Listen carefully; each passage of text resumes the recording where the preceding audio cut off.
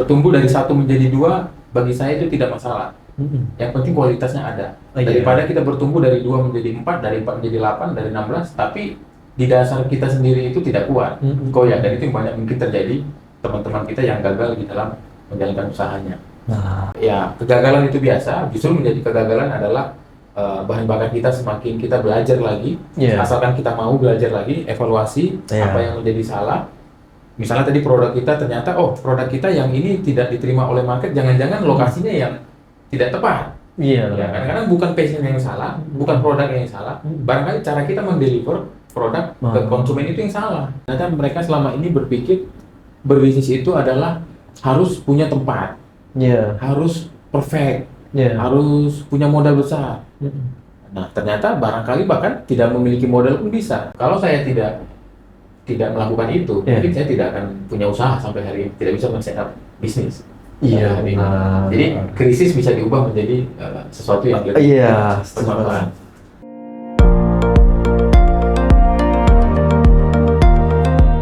Halo teman-teman, selamat datang di Lely Talks. Hari ini kita undang salah satu CEO King Ayam Kampung, saya panggil King Ayam Kampung, yaitu atas namanya Febroni.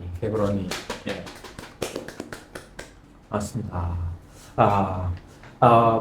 Febroni, boleh ini kan memperkenalkan diri ya? Ya, terima kasih Bro Ray atas undangannya di podcast Lely Talks ya. Ya, perkenalkan teman-teman, nama saya Febroni Purba. Panggilan saya biasanya dipanggil Roni. Saya saat ini sebagai CEO dan founder Ayam Kampung Andalas, salah satu brand yang ada di kota Jakarta di Indonesia, yang menyuplai ke beberapa supermarket, ke tempat-tempat frozen food dan lain sebagainya. Dan saya adalah juga sebagai pentrainer juga untuk usaha-usaha kecil menengah seperti itu. Kalau saya lihat Febroni, saya bisa terasa yang kayak fashion ya, orang itu punya fashion. Ya, untuk usaha yang semangat gitu. Ya, cuman yang belakangan ini banyak orang yang tertarik bisnis kan. Bisnis, cuman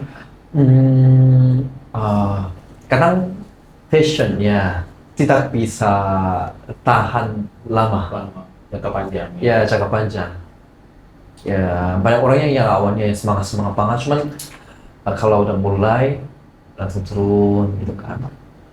Ada saran kan kayak ada orang kayak gitu? Ya, oke. Terima kasih, Ray. Jadi menurut saya begini, pertama kita melihat pandangan umum dulu ya. Saya juga sering mendengar orang, teman-teman berkata, kita tuh harus bikin usaha atau pekerjaan yang sesuai dengan passion. Passion, gitu ya. Nah, kalau menurut saya itu passion itu bukan benar atau salah, tetapi passion itu tergantung konteks kita mau menggunakannya seperti apa. Ya. Jadi definisi passion menurut saya itu adalah suatu hasrat atau gairah untuk kita melakukan sesuatu. Jadi sebenarnya passion itu positif ya. Ya, jadi dia positif, dia tidak salah. Tapi kadang-kadang yang menjadi salah itu adalah bagaimana kita menyikapinya. Ya, tentu ada orang ya, misalnya ada orang yang berhasil membuat usaha sesuai dengan passion. Ya, tapi kan tidak sedikit juga ada yang usahanya gagal. Benar. Membuat passionnya. Jadi menurut saya adalah bagaimana kita menyikapi passion ini dengan secara bijaksana, Ray. Yang pertama tadi kan passion itu bisa menularkan, bisa memberikan semangat. Tapi lama-lama ketika semangat itu tidak diterima oleh pasar, tidak diterima oleh market produknya, ya lama-lama passion itu semakin memudar, semakin turun, lama-lama hilang gitu. Jadi menurut saya itu passion itu harus diseimbangkan dengan realita yang ada. Apakah produk kita dibutuhkan oleh pasar, oleh market? Oleh marketnya, benar. Seperti itu. Ya, jadi kalau boleh saya lanjut lagi, ya jadi tadi kita cerita sudah definisinya. Kemudian saya melihat passion itu adalah dari dua sisi. Dua sisi. Ya. Tadi sisi positif, kemudian sisi negatif. Nah, yang menjadi negatifnya itu ketika passion itu bisa menjadi bumerang bagi kita sendiri sebagai pengusaha. Jadi nanti kita mungkin akan menjadi keras kepala. Ya. Kita ngotot dengan apa yang sudah kita yakini, tapi produk kita nggak diterima pasar. Benar. Atau juga kita melakukan sesuatu hal itu yang terus berulang, sehingga itu hanya sekedar aktivitas akumulasi saja dari aktivitas, tidak membuahkan hasil. Begitu menurut saya. Paham. Sebelum interview, saya udah ceknya itu jurusan Februarinya apa? Oh ya, saya dulu kuliah di Fakultas Ilmu Peternakan ya, Animal Husbandry bahasa Inggrisnya, di Universitas Andalas, Padang, S1 ya. S1. Kemudian S2 saya melanjutkan di Ilmu Manajemen, ya, Strategic Business di Universitas Indonesia. Oh juga? Di Jakarta. Tahu. Ya. Gitu. Jadi sekarang usahanya benar-benar dilatih sama jurusannya? Kalau jurusan S1 iya relatif, tetapi memang untuk S2 saya hanya sebagai menambah ilmu dunia bisnis ya. Bagaimana kita membuat strategi, berinovasi, terus juga mengelola SDM dan lain sebagainya. Boleh saya tanya ini bagaimana bisa mulai usaha yang sekarang ya? Oke. Iya, yang pertama tadi memang saya itu sebetulnya Bro Ray pernah memulai usaha dan 2 kali gagal. Ini dua-duanya sesuai passion juga, sesuai jurusan. Ya. Dulu saya memulai beternak ayam juga, tetapi lokasi saya bikin di luar provinsi, jadi di Sumatera Utara, ya di kampung halaman saya. Nah, tetapi di sana tidak berhasil. Ya, kemudian saya mencoba lagi bangun usaha ya untuk menjadi trader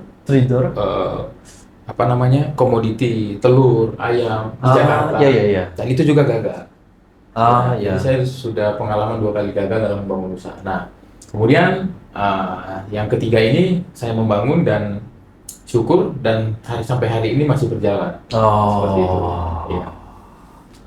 Jadi ada yang nggak info Lazar dari yang 2 kali gagal? Iya, saya banyak belajar, terutama dalam hal bagaimana kita, jadi gini, passion itu satu hal, tapi passion itu bukan menjadi bukan menjadi tujuan kita untuk keberhasilan. Karena di dalam bisnis itu ada banyak faktor lain ya. Contoh misalnya bagaimana kita membuat inovasi, bagaimana kita mendevelop produk, mendeliver produk, bagaimana mendistribusikan produk kita kepada konsumen, bagaimana kita membuat super tim yang hebat, bagaimana kita kadang-kadang juga timing yang tepat pun adalah sesuatu faktor yang berhasil juga. Jadi passion itu tidak satu faktor yang bisa mencapai keberhasilan, ada faktor lain yang perlu kita pelajari sebagai seorang business owner untuk bisa berkembang.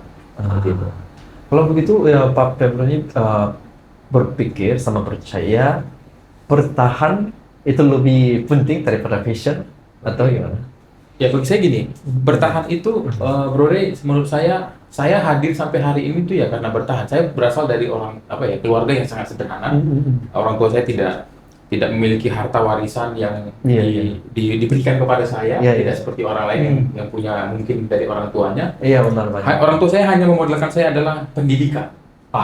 Penting-pentingnya. Karena budaya saya itu orang Batak, pendidikan itu adalah sesuatu yang penting. Ya, orang tua kita rela banting tulang di kampung halaman demi anaknya bisa sekolah. Ya, nah itulah modal yang saya dapatkan dari orang tua saya adalah pendidikan. Dan kadang-kadang waktu saya kuliah pun saya tidak bergantung dengan orang tua untuk disupport finansial gitu ya. Jadi saya kadang-kadang waktu kuliah itu juga mencari cara pendapatan tambahan. Dari saya sebenarnya saya sudah mulai memiliki mindset entrepreneur barangkali ya ketika saya juga bisa bisa survive, bertahan. Seperti itu. Ya. Saya pikir itu paling penting ya. Ya, pendidikan. Ya, bisa tetap belajar. Ya, itu yang membuat saya bertahan. Ya, kemudian bertumbuh juga gini. Kalau dalam pengertian saya juga melihat pertumbuhan itu penting, tetapi dalam konteks kualitas. Ya. Bertumbuh dari 1 menjadi 2 bagi saya itu tidak masalah. Yang penting kualitasnya ada. Daripada kita bertumbuh dari 2 menjadi 4, dari 4 menjadi 8, dari 16, tapi di dasar kita sendiri itu tidak kuat. Dan itu yang banyak mungkin terjadi teman-teman kita yang gagal di dalam menjalankan usahanya. Seperti itu. Wow. Ya. Keren. Cuman kalau udah pernah rasanya yang 2 kali gagal. Belum pernah pikir yang harus stop gitu, berhenti. Iya, pasti ya. Setiap orang pernah mengalami give up, menyerah gitu ya. Tetapi entah kenapa saya itu punya paradigma untuk pantang menyerah, bro. Jadi saya selalu menanamkan dalam diri saya untuk selalu pantang mundur kalau istilah kita ya. Jadi ya kegagalan itu biasa. Justru menjadi kegagalan adalah bahan bakar kita semakin kita belajar lagi. Asalkan kita mau belajar lagi, evaluasi apa yang menjadi salah. Misalnya tadi produk kita ternyata, produk kita yang ini tidak diterima oleh market, jangan-jangan lokasinya yang tidak tepat. Ya, kadang-kadang bukan passion yang salah, bukan produk yang salah, barangkali cara kita mendeliver produk ke konsumen itu yang salah. Iya benar. Ya, makanya saya selalu suka kata-kata misalnya, contoh misalnya ada orang bilang kita nggak berinovasi ya, tapi inovasi itu tidak cukup gitu ya. Kita juga bagaimana melihat model bisnis kita yang kita ubah, cara kita mendeliver tadi. Mungkin bisa kalau sekarang itu bisa jualan produk itu lewat online, ya tidak hanya lewat toko fisik. Ya. Saat mulai bisnis lagi, ketika mulainya dari mana? Dari mana itu artinya yang kayak setupnya gimana? Gitu. Setup bisnis. Yang Andalas ya, yang kamu Andalas. Oke. Jadi kalau saya ingat lagi itu, saya mulai itu di tahun 2020. Ketika pandemi COVID bulan Maret masuk Indonesia. Kemudian saya masih bekerja di perusahaan lain. Di perusahaan peternakan memang yang sesuai dengan passion saya. Nah di sana kita itu diminta untuk work from home selama 3 bulan. Kita berada di site, tinggal di apartemen Medit ya, di sini. Jadi 3 bulan kita tidak keluar rumah. Akhirnya saya bingung mau ngapain. Akhirnya saya coba buka Tokopedia. Marketplace dan Shopee. Saya coba secara iseng membuka akun toko dan kemudian memasukkan beberapa produk yang ada di perusahaan saya. Ayam kampung, ayam kampung dan telur. Jadi dan di sana itu sangat luar biasa hasilnya. Permintaannya sangat tinggi sekali karena pada saat itu pasar tutup dan rumah makan juga tutup. Akhirnya orang beli kepada saya semua lewat online itu. Dan di sana saya banyak bertemu B2B ya, buyer, restoran. Mereka minta juga itu. Pak, apakah Bapak bisa mengirim saya secara langsung tidak melalui karena dalam jumlah banyak. Saya banyak menerima chat, masukan, pesan untuk itu di DM dan segala macam. Itu menjadi titik awal ketika saya mulai berkembang. Itu waktu cukup pas banget ya. Ya pas, itu momentum yang sangat tepat. Itu saya bilang tadi, kadang-kadang timing itu menjadi kalau saya tidak melakukan itu, mungkin saya tidak akan punya usaha sampai hari ini, tidak bisa men-setup bisnis. Jadi krisis bisa diubah menjadi sesuatu yang lebih bermanfaat.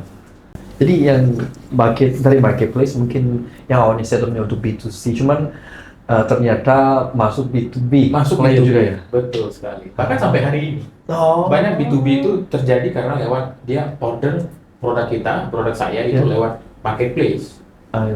Ya, begitu kita kirim dan dia akhirnya tahu di mana lokasi alamat kita, dia datang dan dia mencari cara bagaimana kita bisa berlakukan bisnis B2B. Ya, mungkin kesepakatan harganya berapa, MOQ-nya berapa, dan dia minta custom dan lain sebagainya, seterusnya. Jadi yang bisa yang kayak custom juga ya untuk sesuai klien. Ya, ada contoh klien itu mintanya potongan bagian paha. Chicken. Dia tidak pakai yang bagian dada. Sehingga kita coba terima itu semua. Gitu. Ada yang memang custom bagian dada tidak pakai paha ya. Kita terima. Itu saya rasa di situ letak inovasi yang saya coba buat. Karena mungkin di tempat lain tidak bisa mendeliver seperti itu. Saya bisa. Kalau begitunya ada brand sendiri juga ya? Brand sendiri juga? Ya, Ayam Kampung Andalas itu adalah brand saya sendiri. Saya menggunakan nama brand Ayam Kampung Andalas. Andalas itu Indonesia nama. Jadi saya mendirikan ini itu berdua dengan teman saya. Dia ahli butcher untuk memotongnya. Kemudian waktu kita membuat ini buat perusahaan, kita bingung memikirkan apa brandnya. daripada pusing kita bikin aja Andalas. Andalas itu tahu artinya apa? Andalas itu artinya Pulau Sumatera. Iya, Andalas Pulau Sumatera, dan Universitas Andalas itu berada di Sumatera. Padang. Iya. Ya, jadi filosofinya lagi adalah saya bermimpi suatu saat usaha bisnis saya itu sebesar Pulau Sumatera, sebesar Andalas. Iya. Nah, ini sama dengan ketika pendiri Amazon. Siapa pendiri Amazon? Saya lupa. Jeff Bezos. Jeff Bezos. Ketika ditanya, saya baca bukunya tentang dia membuat nama itu Amazon. Dia bermimpi bisnisnya akan seluas Amazon. Ya, betul. Ya, sampai seluas Pulau Sumatera, Andalas. Wah. Kalau begitunya sekarang yang kampung Andalas itu udah masuk yang market offline juga ya? Market offline. Betul. 80% kita B2B. Iya, Ya, B2B ya, masuk market yang e-grocery online. Ya. Ada kayak semacam Shirebox, Gari, Astro gitu ya. Dan mungkin ada juga restoran. Ya, beberapa restoran kita supply. Ya, ada yang di Jakarta, di Bandung, dan di Bali. Ya, jadi memang Andalas sendiri juga membangun channel distribusinya di beberapa tempat. Ada di Jakarta. Di Jakarta itu sekarang sudah ada 10 lokasi. Ada Jakarta Timur, Jakarta Selatan, Utara, ada di Bekasi, ada di Depok, ada di BSD. BSD juga. Ya, dan kita buka kemarin di bulan Juni itu kita bangun kantor di Bandung. Karena ada beberapa supplier juga, beberapa customer kita yang ada di sana, sehingga kita coba buka di Bandung. Ya. Nah, kalau begitu sekarang ada farm juga ya yang itu, atau kerjasama dengan Jadi kalau farmnya itu bagi hulu itu kita kerjasama dengan sejumlah petani peternak yang ada di wilayah Jawa Barat, Bogor, Sukabumi. Ada juga yang di Tasikmalaya di Jawa Barat juga, di Bandung. Keren ya. Ya, lumayan. Iya. Dan saya setuju banget ya untuk usahanya. Karena butuh login, timing itu penting. Sama selain itu saya dengar kerja sebagai trainer juga. Trainernya itu apa ya? Jadi ada satu lembaga dari negara mana ya? Dari seluruh. Jadi ini lembaga namanya B40, Business for Transformation. Di Asia mereka kantor di Malaysia. Malaysia. Jadi mereka baru 1 tahun di Indonesia, khusus untuk mentraining usaha-usaha yang mikro, UMKM-nya. Tapi lebih mikro lagi spesifik. Lebih. Yang memang itu bisa meningkatkan taraf hidup ekonomi dari masyarakat yang mencoba usaha itu. Contoh misalnya di Bandung ada seorang ibu yang sedang usaha bikin telur asin, telur bebek. Telur bebek. Itu dicoba mereka buat menjadi telur asin. Nah, coba salted egg. Nah, itu sedang kita coba untuk dampingi. Kita berikan pelatihannya macam-macam, mulai dari pelatihan marketing, pelatihan bikin laporan keuangan, cash flow, kemudian model bisnis canvas, kemudian analisis yang sederhana kayak analisis SWOT, kekuatan, kelemahan, strength, dan opportunity seperti itu. Jadi saya sudah setelah 1 tahun ini kita sudah 3 kali. Itu kemarin ada sekitar 30 orang yang kita training untuk cara menggunakan Shopee Marketplace. Itu baru bulan lalu kita coba ajarin, ada 30 orang di Jakarta, itu di Jakarta Timur. Kalau 30 orang itu produk-produknya itu macam-macam ya, beda-beda. Macam-macam, ada yang kopi, ada yang snack. Ada juga makanan, ada juga yang belum. Jadi kita coba memberikan insight bagaimana kalau di Jakarta itu sebetulnya bikin usaha itu sangat gampang sekali. Tinggal kita tahu produknya apa, harganya bisa bersaing. Kita tinggal nunggu saja di rumah, tidak perlu harus buka toko, sewa toko di pinggir jalan. Cukup saja di rumah, masukkan barangnya ke marketplace, upload dan lain sebagainya. Baru nanti tinggal kalau ada orderan, tinggal tunggu packing, tinggal tunggu driver, kurir datang, udah seperti itu, sesimpel itu. Dan itu ada beberapa yang sudah berjalan. Jadi baru bulan lalu dan sekarang dia sudah berjalan. dan dia kita sangat senang karena mereka merasa itu sangat bermanfaat dan mereka baru tahu itu sekarang seperti itu. Iya, Ya. benar. Wow. Ya sama lah dengan yang dilakukan Andalas, Ayam Kampung Andalas ketika kita jualan lewat kita juga melakukan social impact kita di sana. Social impact, Jadi kita ajarin yang ibu-ibu ya, yang di rumah masih banyak waktunya, tidak banyak kegiatannya, tapi dia masih bisa berdaya, masih produktif. Kita coba dia untuk ajak dia untuk bikin usaha apa yang dia bisa bikin. Sesimpel dia mungkin bisa bikin kue, snack, atau juga ada yang bisa bikin rangkaian bunga. Dia ada juga itu bisa. Ternyata mereka selama ini berpikir berbisnis itu adalah harus punya tempat, harus perfect, harus punya modal besar. Nah, ternyata barangkali bahkan tidak memiliki modal pun bisa. Jadi misalnya saya menyampaikan istilahnya reseller, modal produk dari saya, nanti dia akan bayar ketika itu baru laku terjual. Iya. Ya, dan itu luar biasa dampaknya kita lihat. Dan itu memang hari ini masih banyak yang minta untuk kita mengadakan pelatihan itu. Hanya saja kelemahan kita belum bisa sampai saat itu lah. Gitu. Cuman menurut Februari, percaya nggak kalau yang bisa bantu atau support yang lain itu bisa saling mengembangkan ya gitu. Februari juga seperti tadi itu yang seperti UMKM atau yang lebih mikro juga kan. Ada tempat kan? Ada tempatnya kalau mereka juga udah lancar. Iya, saya percaya pasti ada dampaknya ya, karena selain dia menjual produk kita juga, dia juga kan membantu kita untuk memasarkan produk kita. Gitu. Jadi ini ada dua sisi yang bisa saling memanfaatkan. Dalam tanda kutip, maksud saya adalah dia terbantu dari sisi ekonomi, saya juga tidak perlu harus mengeluarkan kos untuk sewa tempat di mana-mana seperti itu. Jadi ini adalah sesuatu yang bisa bikin dampak sosial yang lebih nyata lagi. Nah, yang kedua juga Andalas itu memang punya program-program yang langsung menyentuh ekonomi masyarakat. Dia itu ada satu di Bekasi, seorang ibu-ibu yang ibu rumah tangga yang kondisi ekonominya sangat minim karena suaminya seorang Gojek, driver Gojek, dan itu anaknya 3 udah sekolah semua dan mereka sangat kekurangan. Akhirnya saya tanya, kamu passionnya apa? Nah, ini kita bicara. Passionnya. Dia bilang, saya bisa masak. Wah, cocok dengan Andalas. Akhirnya kita bikin waktu itu. Oke, kamu bisa bikin masakan khas apa? Indonesia itu banyak menu makan. Banyak banget. Yang berasal dari daging ayam kampung. Contoh misalnya rendang. Rendang. Dari Bali ada namanya ayam betutu. Dari Manado ayam wopu. Dari Sumatera Utara kampung saya andaliman. Dan dia coba belajar bikin itu semua dan itu works ya, maksudnya ketika dia bikin itu, dia coba punya orang lain dan dia coba bikin punyanya dia sendiri dan itu berjalan. Dan akhirnya 1 kali seminggu dia datang ke tempat saya untuk bikin produksi itu.